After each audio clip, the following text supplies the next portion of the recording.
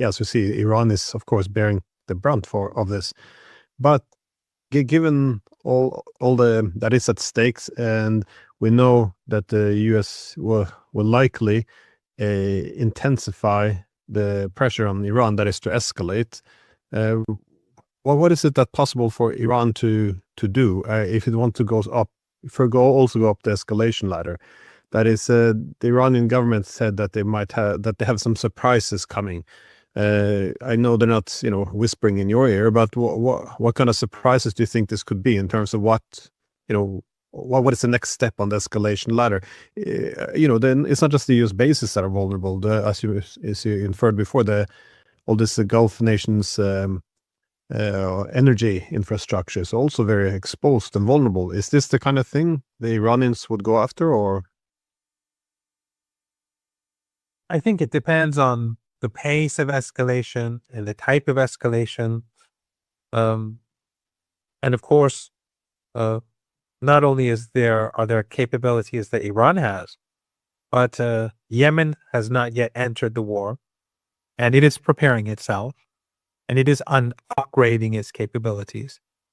And the resistance in Iraq, while it has been active and it has been doing a lot of damage to U.S. interests, it can expand a lot more.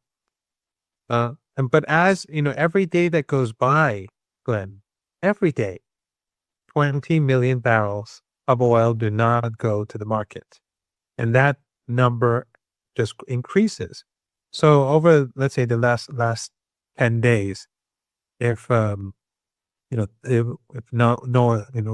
say during 10 days, no oil has left, that's 200 million barrels. The entire stocks of the G7, they say, is 1,200 barrels. So if this just continues for a few more weeks, then imagine where the prices will go. So already Iran is escalating just by keeping the Strait of Hormuz shut. But as you know, Iran has not yet used its most advanced technology. Over the last couple of days, it has used more newer drones than before. But almost for the entire first week and a bit after, we're almost exclusively using old drones and old missiles. And as we speak, the Iranians have refrained from using their newer technologies. So there's a lot that Iran can do if damage is done to Iran's infrastructure. If the United States takes a further step to destroy more of Iran's oil or gas or energy installations, then the same will happen in areas controlled by the United States, in Kuwait, in the Emirates, in Saudi Arabia. If they strike our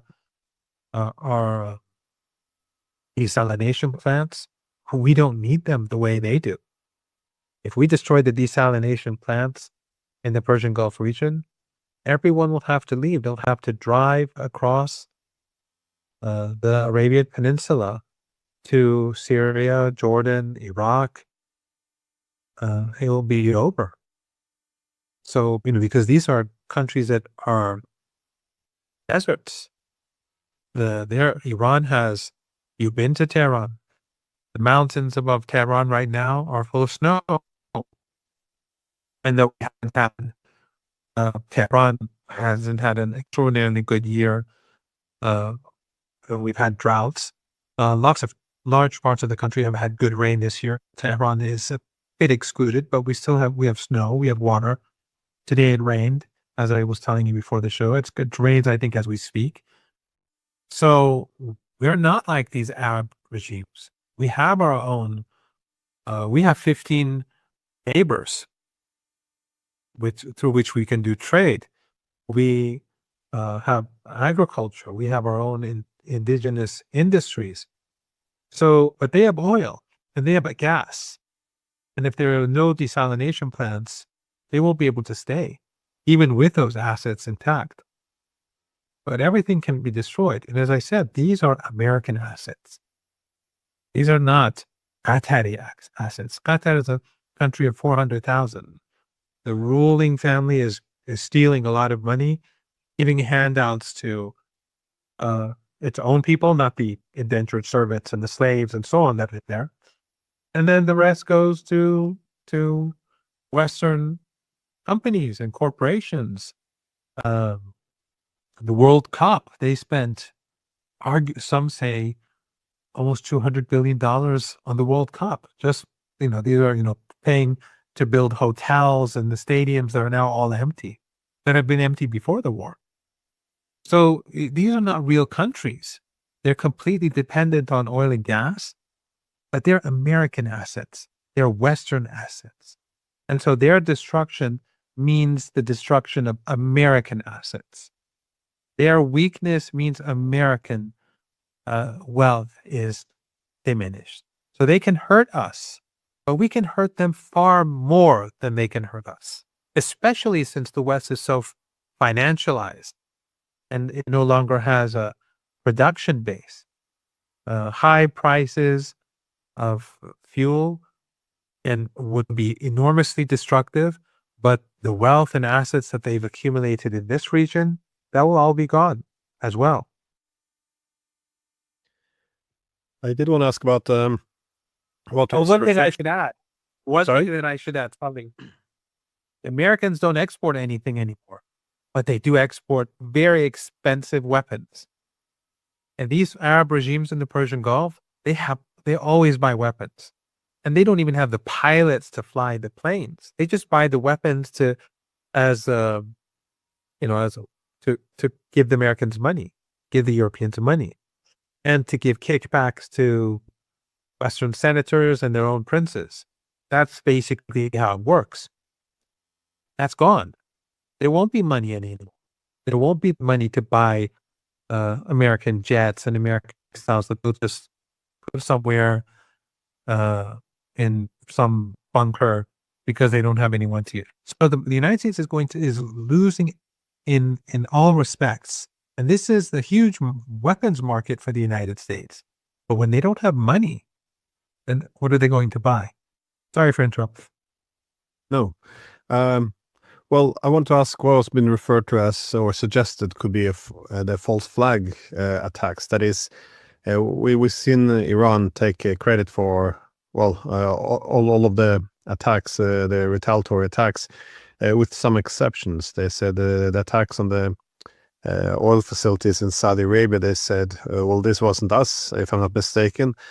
Same as the attack on Azerbaijan was said that wasn't Iran either. And of course, there's one ballistic missile heading towards Turkey, which was then brought down, and Iran said, that's not us either.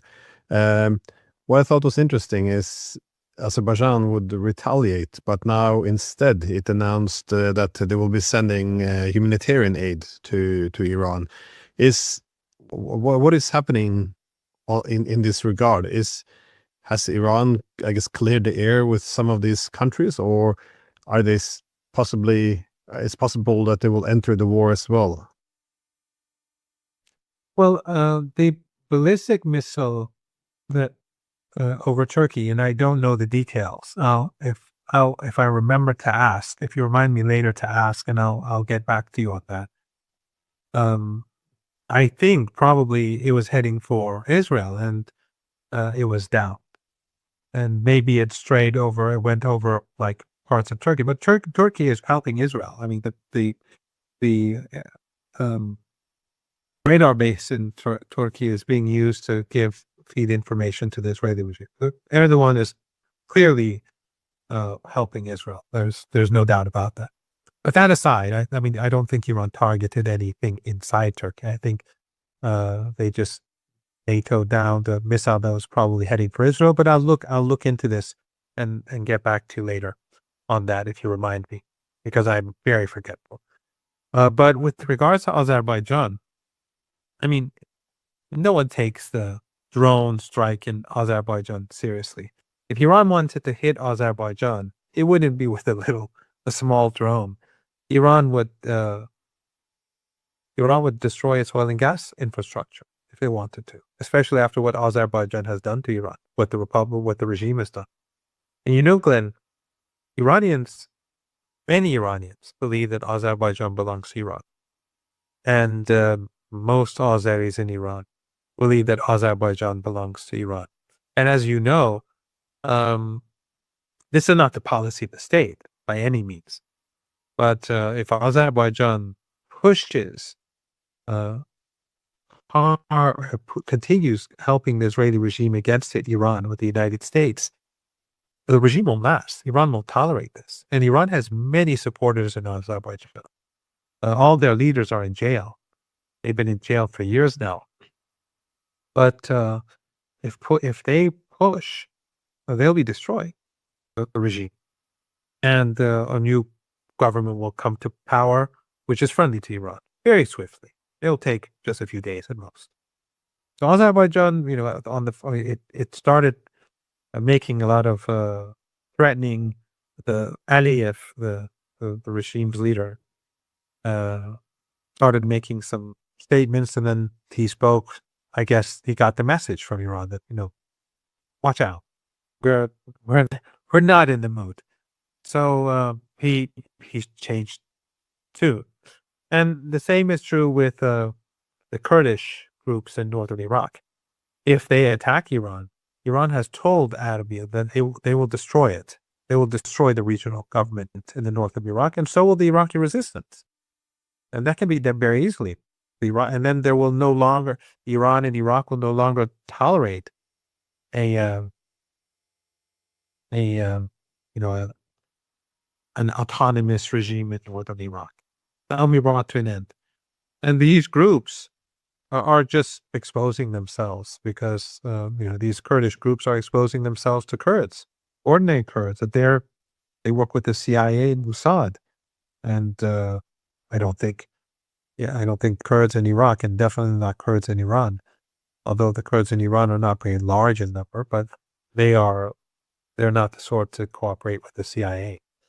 And but everyone has exposed themselves. I mean, Erdogan has exposed himself as being an asset of Trump and the United States for over 2 years.